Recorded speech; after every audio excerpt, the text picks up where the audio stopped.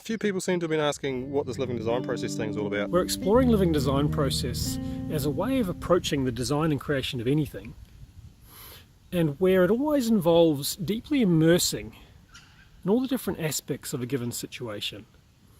The people, the place, whatever it might be. And from that place of deep immersion, finding ways of participating in the transformation of the system toward life, toward wholeness, toward beauty. We recognise that there's a quality of life in things, that all things have a life to them, not just living things, but all things.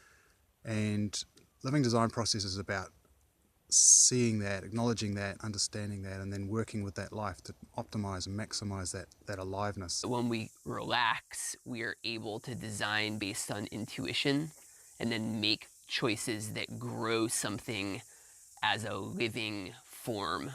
We are marrying that space between all of the knowledge that we have and also the feeling space.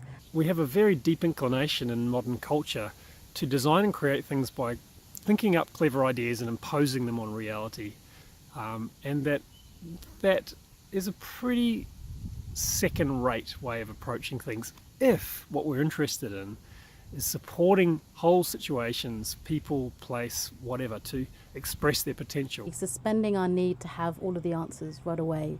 The answers actually flow, as it were, from the ground upwards, and we don't have to think our way through this process. We are striving to mimic the way the rest of the natural world creates itself, where whatever happens next is perfectly adapted to what just happened before, to the reality of the forces at play in a situation. The best way to describe it, I think, is when you see the caterpillar go into the cocoon, and in that process it has to turn into soup, and during that process you can't see what's happening, but there's deep changes and shifts happening, and when it emerges as this beautiful butterfly, but it hasn't had to force that process at all. It's just allowed that shift and that transformation to happen. If you could map out the human mind as a landscape for us to explore, living design process is that part of the forest where all the good stuff is happening.